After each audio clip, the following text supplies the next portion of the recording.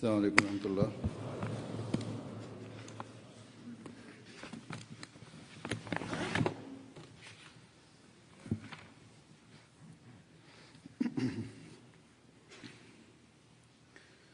أشهد أن لا إله إلا الله وحده لا شريك له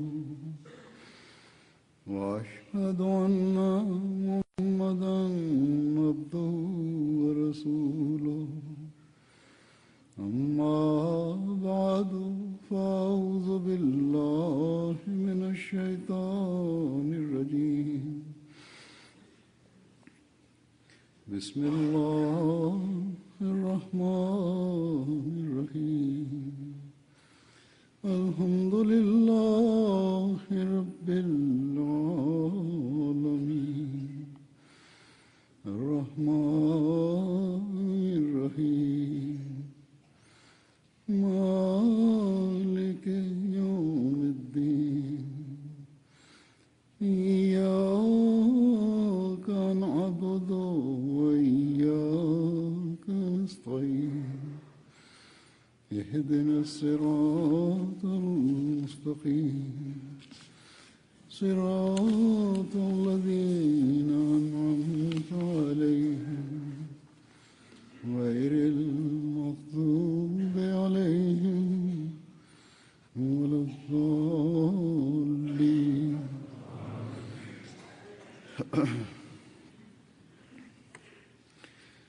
आज मैं Euzubillahimineşşeytanirracim. Bismillahirrahmanirrahim. Huzur, bugün sizlere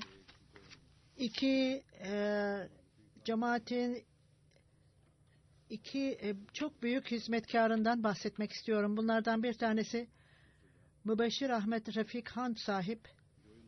İkincisi Doktor Nusret Cihan Fazlı Ömer Hospital Kadın Müessesesi. Her neyse bu dünyaya gelen birisi dünyayı terk edip gidecektir. Şanslı olan insanlar Allah-u Teala'nın lütfuyla dine hizmet edenler ve ayrıca insanlığa hizmet edenlerdir. Beşir Refik Han sahip Ahmediyet'in eski hizmetkarlarındandır, misyonerdir. Ve ayrıca değişik idari görevlerde yer almış ve bu görevlerini çok iyi şekilde, en güzel şekilde yerine getirmiştir. 11 Ekim'de vefat etti. Londra'da 85 yaşında vefat etti. İnna lillahi ve inna ilahi raciun. Pencap Üniversitesi'nden üniversitesini okudu. Camiadan şahit diplomasını aldı 1958'de. Bütün aile çok Ahmediyet'in eski ailesidir. Annesinin ismi Fatma Bibi'dir. Hazreti Muhammed İlyas sahip vaat edilen Mesih Sallallahu Vesselam'ın sahabesinin kızıydı. Babası danışman Hand sahip olup 1890 yıllarında doğdu ve gerçek rüyalar görüp vahiyler alırdı. Beşi Refik Han sahip Ahmedi olarak doğdu. Babası 1921 yılında Ahmediyeti kabul etti. O zaman köyün insanları onu boykot etti babasıyla ilgili olarak. 4. Halife Hazretleri Beşir Refik Han sahibe mektup yazarak senin mektupların bana büyük babanı hatırlatır ve daima dikkatim ona dua etmeye çevrilir. Söylemesiyle, davranışlarıyla kesin olarak bir bağlılık vardı onda. Bu stil ve gerçek olan bir Ahmedi'nin durumudur. Onunla çok iyi ilişkilerim, yakın ilişkilerim vardı ve onun için çok dua etmekteyim ve Allah-u Teala ona ve bütün nesline gerçek olarak yaşayanlardan eylesin. O 1956 yılında Selima Nahit sahibıyla evlendi. O Abdurrahman Han sahibin kızıydı. O vaad edilen Mesih Aleyhisselatü Vesselam'ın sahabelerinden oğluydu. Onun 3 oğlu, 3 kızı bulunmaktadır. 1945 yılında Talim-i İslam College Kadiyan'da kabul edildi. O yıl 14 yaşındaydı. Hutbelerinden birisinde 2. Halife Hazretleri cemaatin gençlerine hitap ederek onlara hayatlarını bağışlamasını cesaretlendirdi. Cuma biter bitmez birçok genç hayatlarını bağışladılar ve bu gençlerden birisi de Beşir Refik Han sahipti. O zamana kadar öyle doğru dürüst bir organizasyon yoktu. 2. Halife Hazretleri özel mektubuyla sizin vakfınız kabul edildi dedi ona. 1947 yılına kadar Pakistan'la Hindistan'ın ayrılımına kadar eğitimine Kadiyan'da devam etti. Daha sonra kendi kasabasına döndü.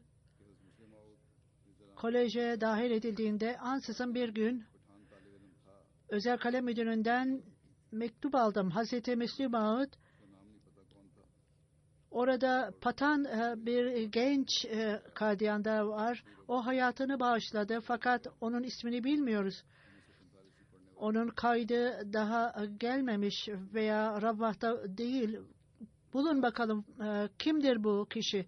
Bu genç Patan Kadiyan'da o zaman kim okuyor?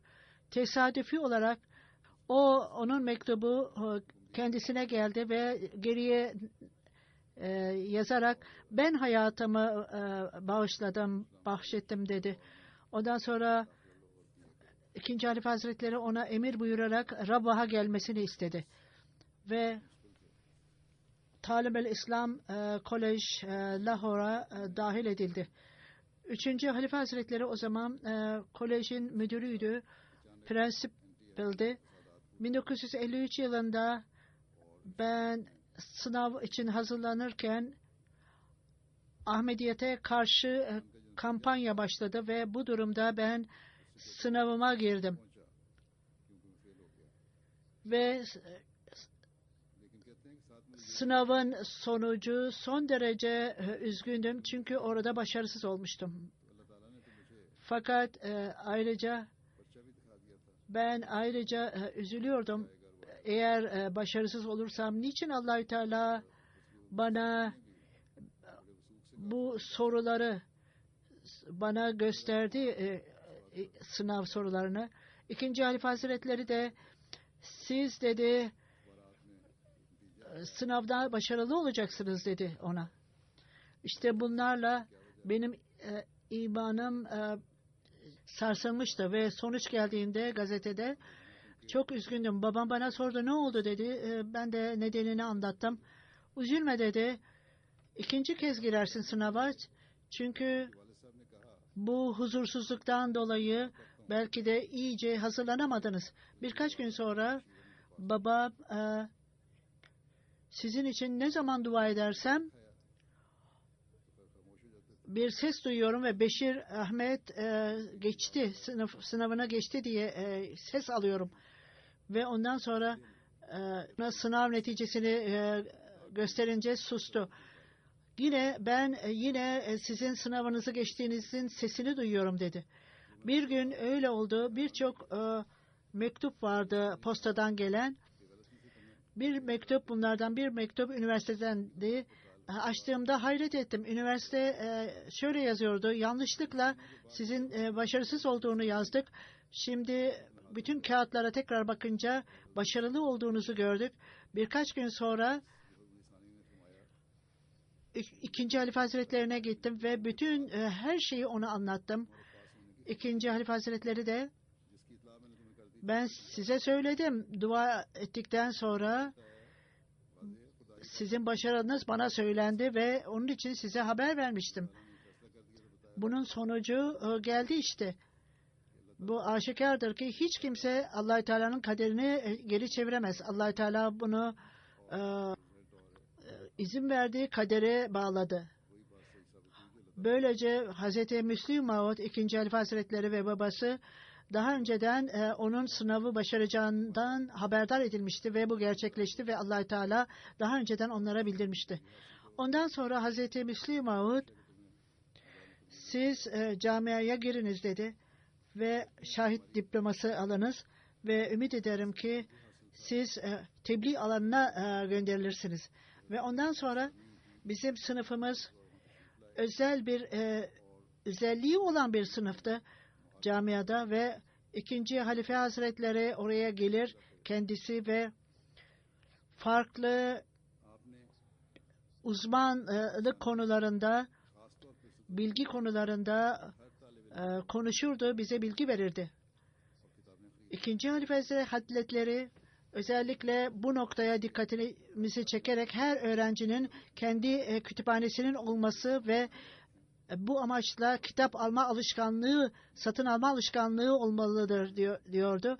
Onun için huzur her camia öğrencisi bunları aklında tutsun. Dünyada birçok camialar bulunmaktadır. Her öğrencinin kendi kütüphanesi olsun. Geçenlerde misyoner toplantısı olduk. Orada da bahsettim diyor huzur. Bütün misyonerlerin kendi kütüphanesi olsun ve onlara ben cemaatin kütüphanesine güvenmeyin. Kendi kütüphaneleriniz de olsun dedim. Camet-i Mübeşşirinden diplomayı aldıktan sonra Vekül-i Tebşir'e gitti. O zaman Mirza Mübarek Ahmet Tebşir'di. Additional Tebşir. O beni 2. Halife Hazretlerine götürdü ve huzur bu İngiltere'ye gönderilsin dedi. Ve İngiltere'ye gitmek için Vekil-i Tebşir 2. Halife Hazretlerine beni götürdü ve böylece ondan detaylı olarak talimat aldım. Dua etti, hidayet verdi ve beni kucakladı ve 1959'da İngiltere'ye atandı ve Fazıl Camisi'nde imam yardımcısı olarak atandı. 1959 yılında İngiltere'de göreve başladığımda bir gün Mevlana Celaleddin Şems Bey'i görmeye gittim ve bana tavsiyelerde bulun dedim. Mevlana Celaleddin Şems bir müddet Londra Camii'nin imamıydı. Birçok bana tavsiyelerde bulundu. Onun bir tavsiyesini özellikle unutmuyorum.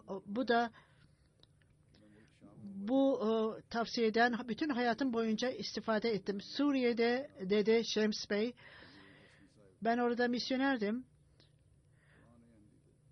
Benim vasıtamla etkin Münil Hüsnü sahip Ahmediyeti kabul etti. Çok eski bir Ahmediydi ve çok bağlıydı.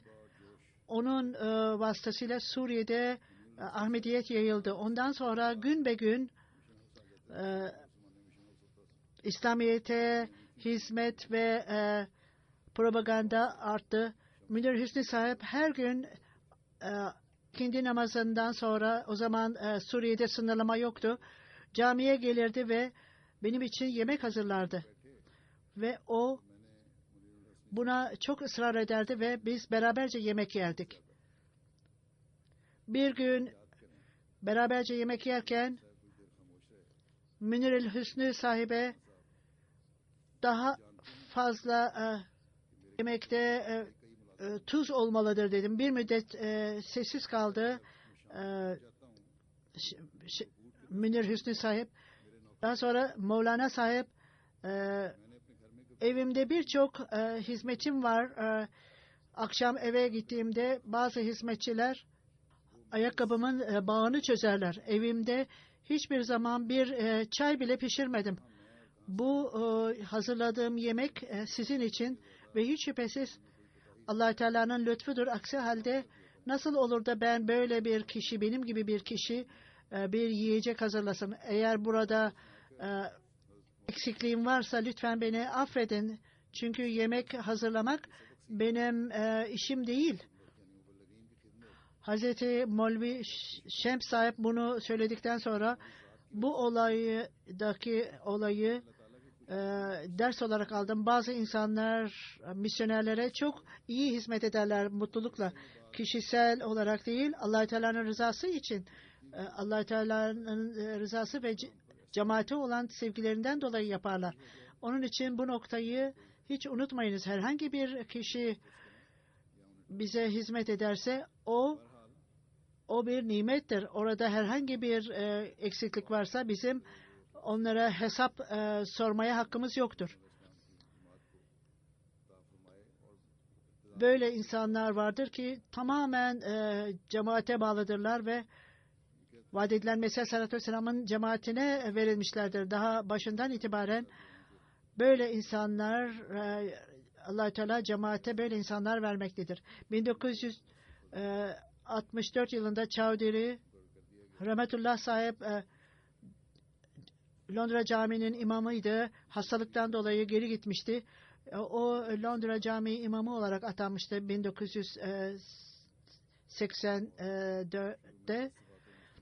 1960'da Muslim Herald adlı İngilizce magazine başladı. Başlangıcında 10 sayfaydı. Onun yazarıydı ve diğer işleri de kendisi yapardı. 1962 Sahipzade Mirza Beşirettin Ahmet Bey'in ısrarıyla Akbar-ı Ahmediyet başlandı 1962 yılında. Ben onun kurucusuydum ve yazarıydım uzun zamandan beri. Müdürüydüm ve devamlı olarak orada makaleler yazardı ve çok bilgin bir insandı. Hazreti Mesih Aleyhisselatü Vesselam'ın çıkardığı Review of Religion'ın da müdürüydü. 3. Halife Hazretleri 1967'den itibaren İngiltere'yi 8 kere ziyaret etti. Bu 7 turdu. O huzurun turuna da katılmıştı. 1970 yılında Pakistan'a gitti ve 3. Halife Hazretleri'nin özel kalemi olarak atandı. 1971'de buraya geldi ve sorumluluklarını üstlendi. 1974'te Amerika ve Kanada'ya gitti. Özel kalem müdürü olarak ve 1978'de uluslararası haçtan kurtulma konferansı verildi ve 3. Halife Hazretleri Londra'ya gelerek ona katıldı ve bütün hazırlıklar ve cemaatin üyeleri ve mali durum meclise amla hep onunla uygun olarak çalıştılar. O bütün işlerin başkanıydı. 1971'den 79'a kadar Londra Camii imamıydı. 1971 ve 1972 yıllarında 3. Halife Hazretleri'nin özel kalem müdürüydü. Vekil-i Divan, Tahrik-i Cedid görevini yaptı. Vekil-i Tasnif Rabbah'ta 1982-83 Additional Vekil-i Tebşir 82-84 Londra Additional Vekil-i Tasnif 83-85 yılları Review of Religion 88 ve 965 Meclis Sadır Encümen Ahmediye İttifak Komitesi üyesi 71'den 73 kaza board üyesi ve bazı dünyevi pozisyonları da vardı. Ayrıca çalışmak için Rotary Club'ın başkanı, Rotary Club'ın da başkanı bir zamanlar 1967 Liberya başkanı Beşir Refikhan Bey'i davet etti ve özel davetiyle ona şef unvanını verdiler.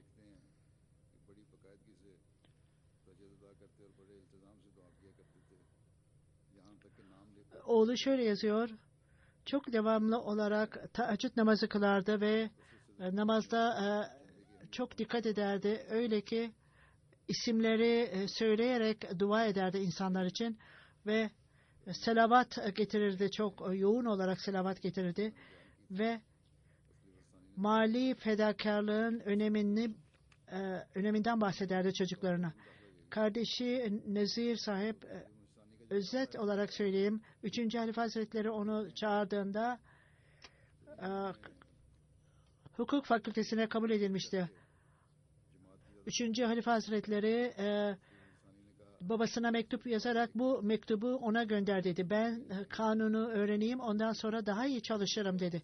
3. Halife Hazretleri ona cevap olarak biz dini avukatlara ihtiyacımız var. Bu onur, dünyada onur kazanmak isteyenler hayatını bağışlamakla verilir ancak. Babası bu mektubu ona verdi ve hiçbir cevap vermeden bavulunu aldı ve Rabah'a geldi. Allah Teala nasıl dünyevi avukat olmak istiyordu fakat o dini avukat oldu ve ayrıca dünyaya da hizmet etmeye fırsat. 2. Halife Hazretleri tarafından ne yazılmışsa ona bağlılıklarından dolayı hem onur hem şan her şeyi aldı, hayatını bağışlamasından dolayı Allah Teala'nın lütfuyla çok dolu bir hayat geçirdi ve hilafet müessesesine çok bağlıydı. Kalp hastalığı vardı, ameliyat oldu, çok ümitsizdi. Ameliyat olduktan sonra Allah Teala ona yeni bir hayat verdi. Çok zayıftı durumu fakat devamlı olarak bana yazardı ve bağlılığını ifade ederdi. Ne zaman ben bir faaliyete gidersem hemen oraya gelirdi ve yürütgeç vasıtasıyla onu görürdüm. Çok zayıftı. O gelir cuma namazına da katılırdı. Allah Teala onu bağışlasın ve makamını yükselsin ve ayrıca onun nesillerine, çocuklarına da bağlı olmalarını nasip eylesin.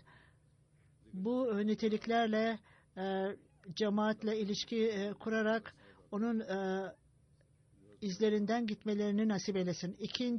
cenaze saygın Doktor Nusret Cihan Malik sahip ve Mevlana Malik Han sahibin kızıydı. 11 Ekim'de Londra'da vefat etti. İnna lillahi ve inna ileyhi raciun. Duldu ve İngiliz vatandaşıydı. Burada birçok zamanlarını burada da geçirirdi.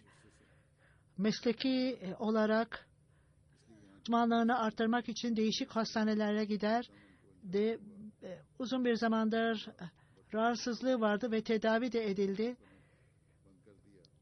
Hemen cazadan sonra enfeksiyon oldu ve ciğerleri çok etkilendi. Allah Teala ona nimetlendirdi ve iyileşti bir müddet. Doktorlar ümitliydi fakat tehlike de oradaydı. Eğer ikinci enfeksiyon olursa hayatta kalması çok zordu. Bu Allah Teala'nın kaderiydi ve ansızın enfeksiyon saldırısı olunca birkaç saat içerisinde vefat etti.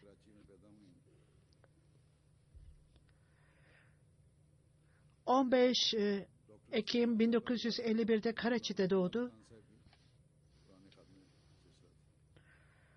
Doktor Nusret Cihan'ın babası Mevlana Malik Han sahip çok Ahmediyet'in eski bağlı çalışanlardandı.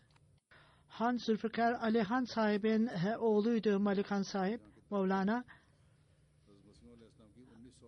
Onun memleketi UP'di. Doktor Nusret Cihan sahibin büyük babası Vadidlen Mesih Sallallahu Aleyhi elinden 1900 yılında biat etti ve 1903 yılında Kadiyan'a geldi ve onunla Vadidlen Mesih Sallallahu Aleyhi tanıştı. Hazreti Mevlana Zülfikar Ali Han sahip Vadidlen Mesih Sallallahu Aleyhi arzusuna göre oğlu Mevlana Malik Han sahibi çocukluğundan itibaren onu vakfetti. 1911 yılında doğmuştu. Mevlana sahip Pencap Üniversitesi'nde Molvi Fazıl eğitimini gördü. 1932'de çok iyi bir görev verildi.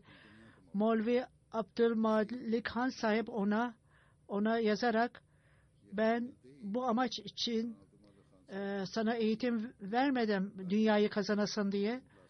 Bir kişi dine gitmelidir. Bu mektubu alınca hemen istifa etti. Kadiyan'a gitti ve mübellik okuluna girdi Kadiyan'da. Ve bu bağlılık, bu arzu kendisindeydi ve Nusret Cihan'da da bu arzu vardır. Eğitimden sonra İngiltere'de o görevini yaptı. Pakistan'da MBBS'ini Pakistan'da yaptı. Nereye giderse yüzlerce binlerce rupi kazanabilirdi. Fakat dine hizmet etmek için ve insanlığa hizmet etmek için Doktor Nusret Cihan küçük kasaba olan Rabbaha gelerek oraya yerleşti ve orada küçük bir hastane açtı. Bütün hayatı boyunca kendisini düşünmeden öyle büyük hizmetlerde bulundu ki en yüce seviyede bu hizmetleri verdi. Onunla ilgili olarak birçok kişi duygularını belirtmektedir, bana yazmaktadırlar ve hepsini burada belirtmem mümkün değildi. Fakat bazılarından bahsetmek istiyorum. Daha sonra bahsedeceğim. Onun sadece bir kızı var, Ayşe Nudret. İngiltere'de eşiyle beraber ve 3 çocuğuyla beraber İngiltere'de yaşamakta doktor hanımın kızı. Yine söylediğim gibi doktor hanım MBBS Fatma Canah Tıp Fakültesi'nde bitirdi. RCOG kadın hastalıkları ile ilgili olarak özel bir kursa Londra'da yaptı. 1985 yılında Fazlı Ömer Hospital'da hizmete başladı. 20 Nisan 1985'ten bu yana ölünceye kadar hizmet etti. Tedavisiyle ilgili olarak söylediğim gibi buraya geldiğinde karaciğerinde bir problem vardı. Bazı tedavi için izin aldı ve geldi. Londra'da tedavi edildi ve başarılıydı. Fakat ansızın göğsünde enfeksiyon belirdi ve calsadan sonra iyileşti sanki. İyileşti gibi görüldü. İyileşiyordu fakat ansızın ikinci bir enfeksiyon saldırısı gerçekleşti. Damadı şöyle diyor. O son derece Allah-u Teala'ya güvenirdi. Hilafete çok bağlıydı. Kur'an'ı çok severdi. Bütün kalbiyle hilafete bağlıydı. İnsanlığa hizmet ederdi. İnsanlara rahatlık verirdi ve bunlar Mebeşir sahip damadı bahsediyor. Bunlar abartma değil, gerçek olan şeylerdir. Her ameliyattan önce o dua ederdi ve her gün sadaka verirdi ve o insanlara hastalar için dua etmesini isterdi. Fakirler için kendi cebinden para öderdi ve cemaatin parasıyla ilgili olarak çok dikkatliydi. Daima elinden geldiği kadar az harcardı ve hiçbir şeyin boşa gitmemesini isterdi. Ben hastanede çalışıyorum derdi ve fiyatları sorardı. Bu ilaçlar ne kadar diye sorardı. Eğer uygunsa o ilaçları, o şeyleri alırdı. Daha ucuz olarak alırdı. Ve anne ve babasını çok severdi ve onlara hizmet etti. Uzun hastalığına rağmen annesine de ve babasına da baktı. Son hastalığında vefat etti. Çok büyük bir cesaretle 2 ay hemen hemen hastanede yattı ve daima lütfen bana tilaveti okuyun, Kur'an okuyun bana diyordu. Kendi çocuklarına da aynı şeyi söylüyordu. Çocuklara da iyi bir şey varsa onlara hediye verir ve onları cesaretlendirirdi. Mübeşşir sahip kızımız 12 yaşındayken ona başını kapatmasını istedi ve tesettür yapmasını istedi. Hazreti Amacan'la ilgili olarak ayrıca hikayelerle veya bütün diğer şeyleri ona anlatırdı. Özellikle tesettürüne çok dikkat ederdi. Eğer anne ve babalar diyor huzur, eğer büyükler devamlı olarak çocuklarına tavsiyede bulunurlarsa, işte bu bazı kızlar tesettür yapmazlar. O zaman onlar kaybolur giderler bu kızlar. Doktor Mücerke sahip Fazlı Ömer Hastanesi'nde Doktor Nusret Cihan sahibi, onu 18 yıldan beri tanımaktayım. Beraberce çalıştım. İlk deneyimimden sonra Fazlı Ömer Hospital'da kadın hastalıkları bölümüne geldim. Bütün mesleki eğitimim doktor sahibi tarafından yapıldı. Çok iyi bir doktordu. Bütün departmanlarla ilgili olarak ondan eğitim gördüm. Çok güçlüydü ve Allah-u Teala ona olağanüstü bir kabiliyet vermişti. O çok itaatkar bir kız ve çok disiplinli ve çok nazik, çok iyi bir arkadaş ve çok iyi bir kız kardeşti. Bütün hayatı boyunca fedakarlık hikayeleriyle doludur. O kendi hayatını Ahmediyet'in uğruna bıraktı. Onun tercihi diğer insanlardan daha farklıydı. O 2 çocuğum vardı.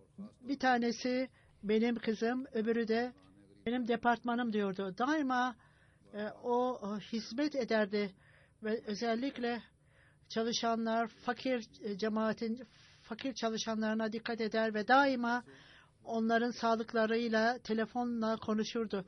Eğer hanımı iyi değilse onun hastalığını sorardı.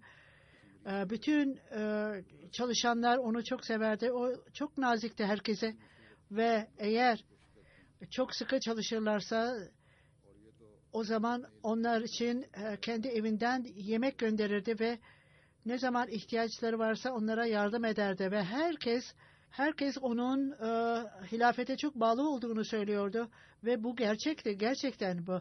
Olağanüstü bir bağlılığı vardı hilafete. Ve o son yılda beni bütün her şeye dahil etti ve her türlü teknik olan şeyleri bana öğretti ve çok az zamanım kaldı diyordu. Onun ne söylemek istediğine çok dikkat etmedim. Çünkü o zamanlar çok aktifti ve şimdi vefat ettikten sonra ne demek istediğini anladım. Bu üzüntüden dolayı buna çok dikkat ederdi. Ve şöyle diyor, bizleri hepimizi terk etti ve çok büyük bir hizmet etti Rabah insanlarına. Bütün herkes ağlıyor onun vefatından dolayı. Birçok kişiler bana aynı şeyleri mektuplarında yazdılar diyor huzur. Doktor Amtulhay Naim Gana'da bir hastanede doktor. O şöyle yazıyor. Benim ilk eğitimim de Doktor Nusret Cihan tarafından yapıldı. Gana'ya gittiğimde devamlı olarak bizler WhatsApp'la, e-mail'le devamlı olarak ilişkimiz vardı. Eğer herhangi bir problem varsa işimde o bana tavsiyede bulunurdu. Mutlu olarak tavsiye ederdi. Her zor zamanda bana zamanın halifesinden dua istediyordu. Ondan sonra ben onunla beraber çalışırken küçücük şeylerde bile küçük şeyleri bile görürdü. Ve ben hatırlıyorum diyor, eğer herhangi bir ışık varsa onu hemen kapatırdı ve cemaatin parasını ziyan etmeyelim derdi. Evlenenlere daima evlilik bağları devam etmelidir. Karı ile koca arasındaki ilişkiler sevgiye dayanır. Eğer o sevgi yoksa o zaman evlilik de olmaz derdi. Her yeni evlenene çok harika tavsiyelerde bulunmuştu ve ona göre uymalarını, ona göre davranmalarını istemişti. Hastalığından önce, birkaç önce, hastaneye kabul edilmeden birkaç gün önce yeni kadın hastalıkları hastanesi orada. Ben onu görecek miyim, görmeyecek miyim bilmiyorum. Belki geç kalabilirim diyordu. Cemaatin work'ü söylediğim insanlarla bitmedi. Nazır-ı Ala ve Doktor Nuri Bey'e açılışın yapılmasını istedim.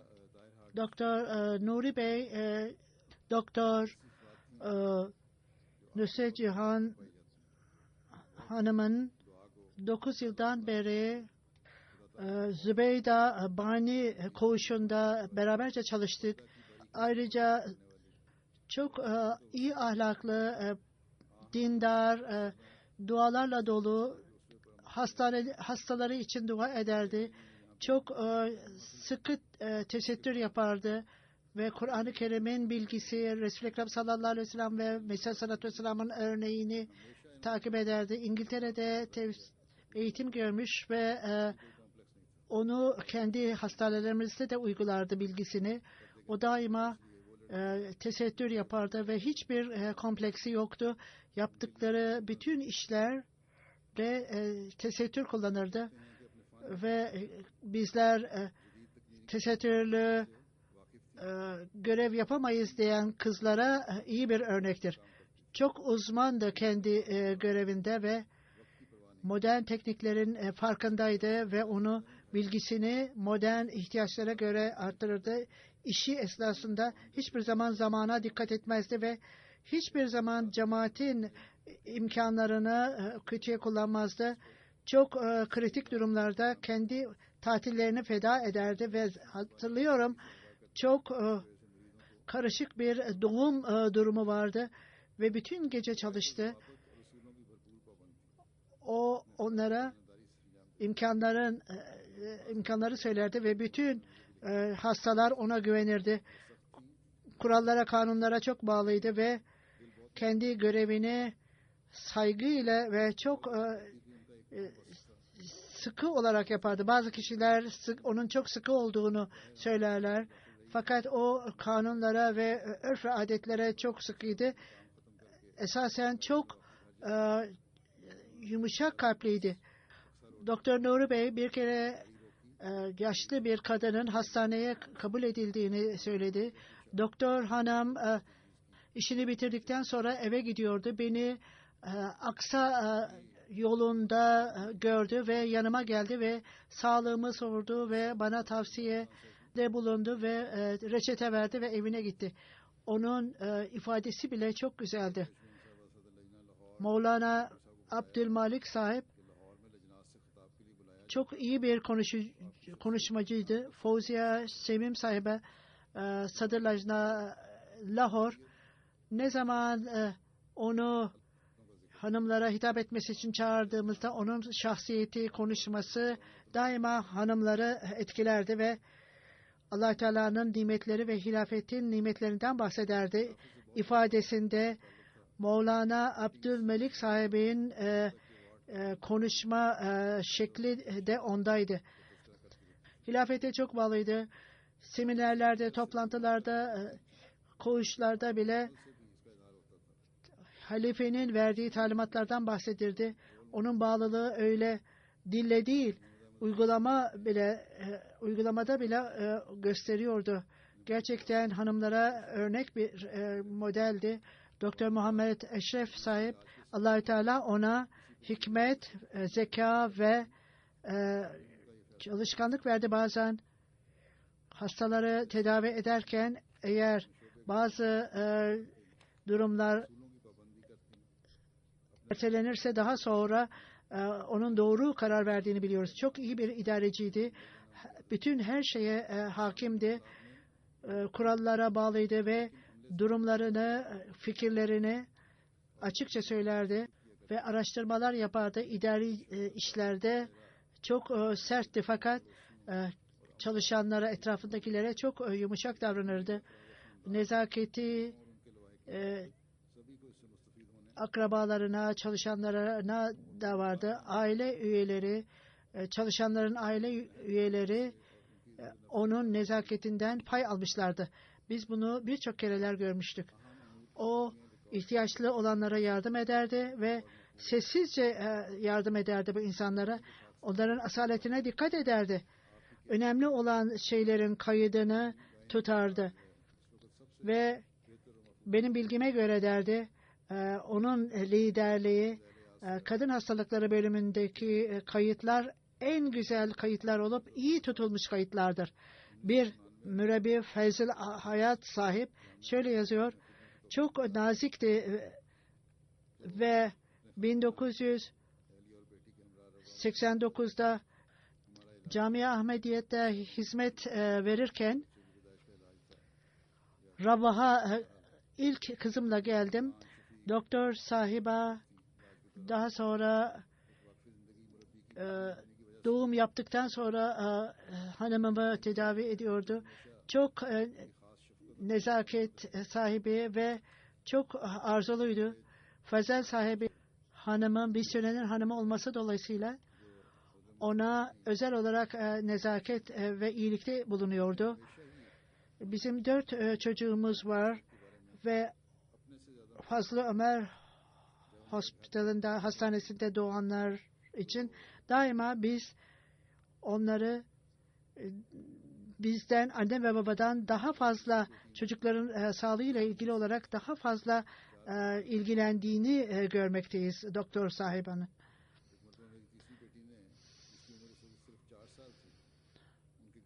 4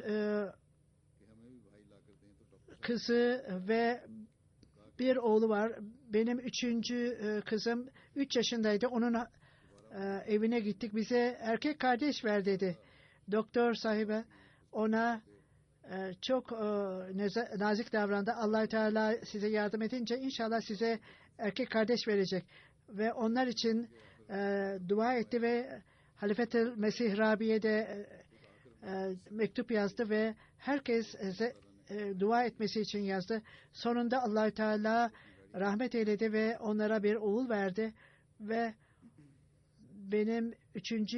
kızımı alarak bak Allah-u Teala size bir oğlan kardeş verdi dedi ve onu arabaya geri getirdi.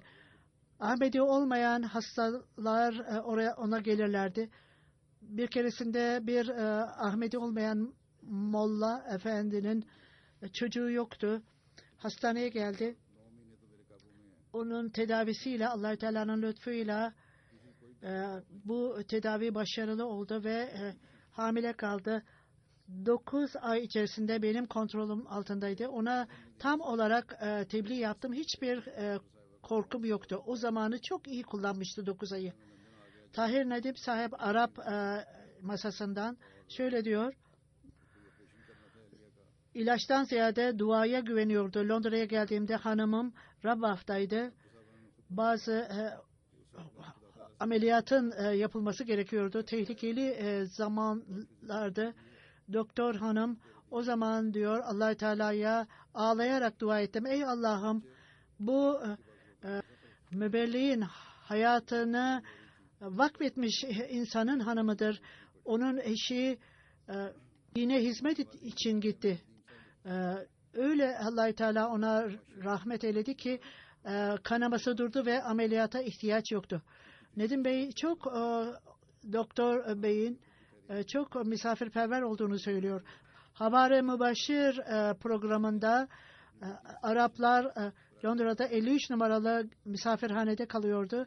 Doktor hanım da orada kalıyordu. Bir gün mutfakta pırata pişiriyordu Doktor Nusret ve bu Arap din bilginleri El Havar programına katılmak için geldiler.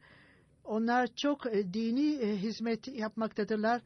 Ben kendi elimle onlara yiyecek hazırlayayım da bu sevaba, onların bu büyük cihadından da ben de nasibimi alayım diye yemek hazırladı onlara. Pırata hazırladı. Mübeşşir Hayat sahip Camiye Ahmediye Rabbah'ta Principal Müdür. Onun faaliyetleriyle ilgili ve tesettürüyle ilgili yazmakta. O tesettürün tam büyük manzarasını ortaya koymaktadır. Aynen bir askeri komandanın koştuğu gibi sağa solda. Bu tesettür onun için hiçbir şekilde bir problem veya engel tesir etmiyordu. Hiçbir zaman yorgunluğunu belirtmiyordu. Doktor Sultan Ahmet, biz beraberce aynı atmosferde yaşıyorduk. O zaman Rabah'ın havası çok ciddi değildi. Birbirimizi ziyaret ederdik. Gidip gelirdik. Mevlana Dost Muhammed Ahmet sahibin de oğlu Mevlana Abdülmalik sahipla çok iyi arkadaştı. Onun oğlu orada değildi. Mevlevi Dost Muhammed Ahmet Şahit, siz onların evine gidin. Eğer herhangi bir ihtiyaç var mı? Ve onların ihtiyaçlarına bakınız. Böylece çok aileler arasında samimiyet vardı. Doktor hanım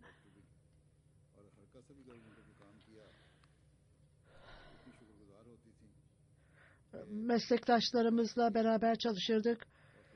Küçücük bir şey yaptığımızda o bize o kadar teşekkür ederdi ki o birçok kereler teşekkür eder ve çocuklara benim hanım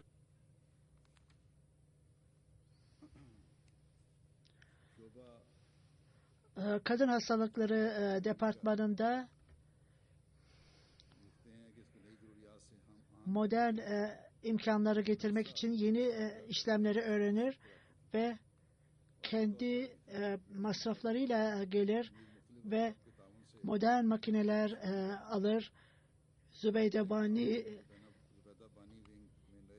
koğuşunda yeni ameliyat hane hazırlandı. Çok aktif olarak çalıştı orada fakat onu kullanamadı. Allah Teala yeni doktorların orada bulunan doktorların kullanmalarını nasip etsin en iyi şekilde. Şimdiki durum o departmanın Fazlı Ömer Hospital'ında kadın hastalıkları bölümü bir odaydı. Şimdi bu amaçla büyük bir koğuş haline getirildi. Doktor Nusret Cihan sahibin kabiliyeti, gece gündüz çalışması, bağlılığı çok büyük bir rol oynadı.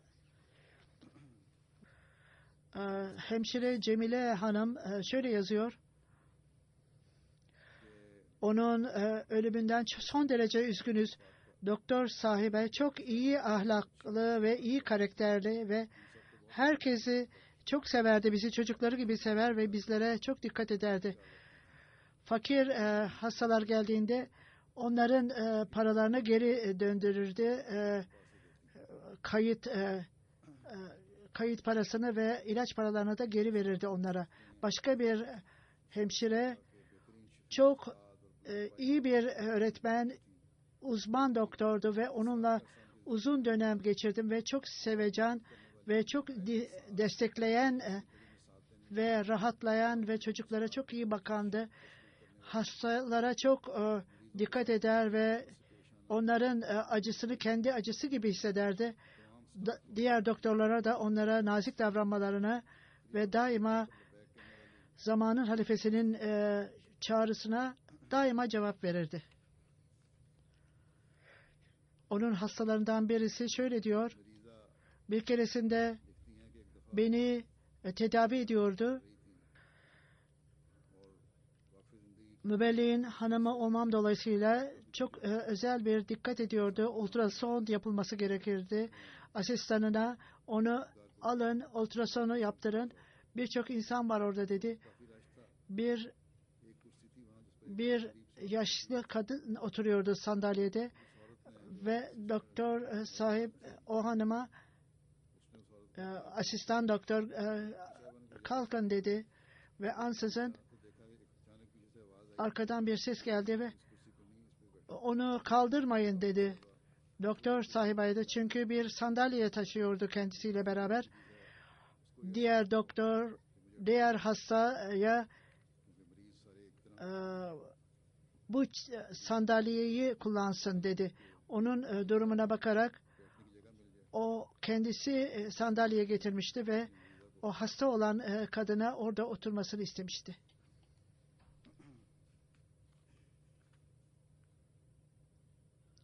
Başka bir doktor hanım şöyle yazıyor: son derece büyük bir sevgisi vardı cemaate ve daima diğer doktorlara da söylüyordu. Halife ile kişisel ilişki kurun ve daima huzura yazın dedi. Ne zaman dua için yazsaydı zamanın halifesine, o zaman başka insanların isimlerini de ona dahil ederdi ve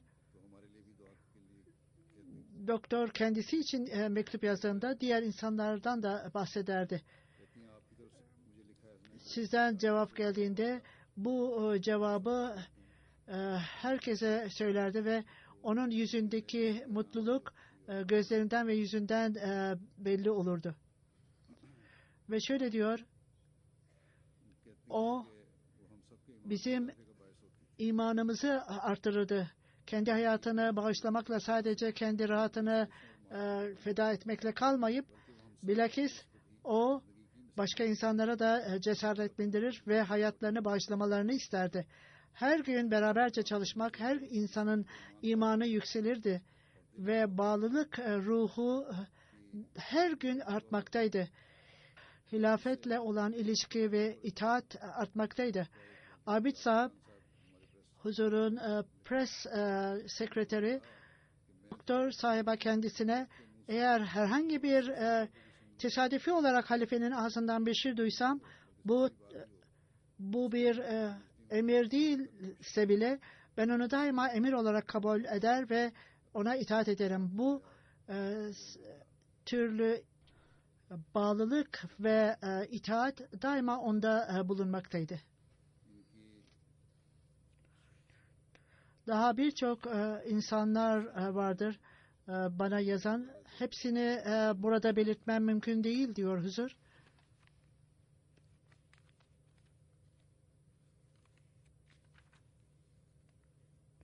Bir keresinde bir hanım bana yazarak şöyle diyor: evimde lajna ofisine gidiyordum ve o cemaatin arabasıyla geliyordu ve bana nereye gidiyorsunuz cemaat işiyle için? Şoföre dedi ki o cemaat işine gidiyor, onu götürün. Cemaatin arabasını sadece cemaat işi için kullanmalıdır. Yoksa başka bir şey için değil. Kızı Nüdret Ayşe sahibe şöyle diyor: benim annem ideal bir annedir ve çok nazik, benim çocuklarım için dua ederdi. Ne zaman bir problemim olsa daima annemi çağırırım ve ondan sonra çok rahatlardım. Allah Teala'nın lütfuyla bütün problemler giderdi. Şimdi Allah Teala'ya secde et, şükür secdesi yap. Bütün sıkıntılarına rağmen benim eğitimimde son derece etkili oldu. Çok cesaretliydi. hem annem ve hem de babam olarak beni büyüttü. Ne zaman belki tam olarak bana bakmadığını hissettiğinde ben sana, benim çocuğuma iyi zaman ayıramadım dediğinde insanoğluna verdiğim zaman daha çok önemlidir. Allah Teala benim çocuklarıma ve nesillerime kendisi bakacaktır derdi. Sizin büyük babanız çocuklarına tavsiyede bulunurdu. Birincisi Allah Teala'ya güvenin, ikincisi hilafete bağlı olunuz. Aynı tavsiyeyi de ben size vereceğim. Sizin nesilleriniz de hilafete bağlayın. Son derece hilafete bağlıydı ve hasta olduğunda, vantilatör ona konulduğunda o namazlarını kıldı, Kur'an'ını okudu ve kağıda yazarak mesajı zamanın halifesine devamlı olarak dua için mektup yazıyordu. Ben annemi daima tam bağlı olarak, insanoğluna bağlı olarak, hizmete bağlı olarak aldım. Rabvah'ta küçük bir odada başladı bu insanlığa hizmet. O küçücük odanın eşyaları çok basitti. Ondan sonra doğumhane, ondan sonra bina, o ve bütün ekibi çok sıkı çalışarak başarılı hale geldiler.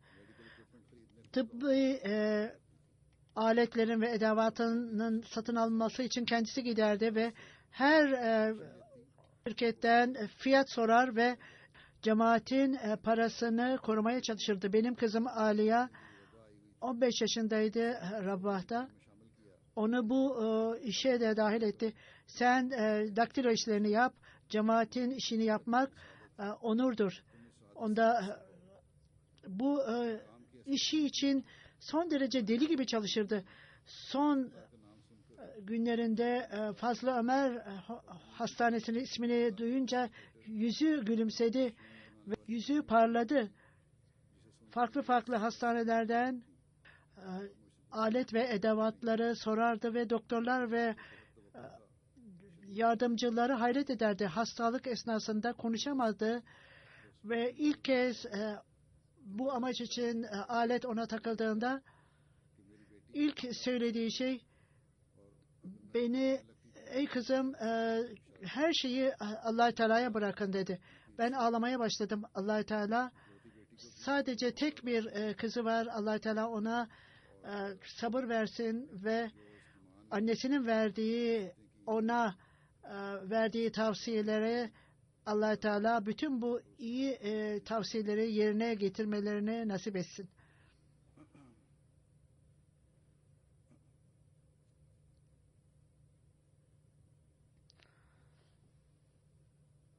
Allah-u Teala bu hanımı kendi korumasında tutsun ve onun makamını yükselsin. Allah-u Teala Fazıl Ömer Hastanesi'ne böyle doktorlar versin.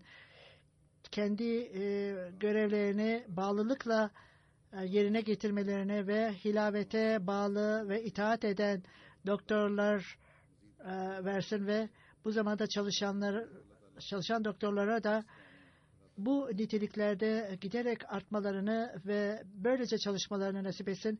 Cuma namazından sonra her iki meftanın da namazlarını kıldıracağım.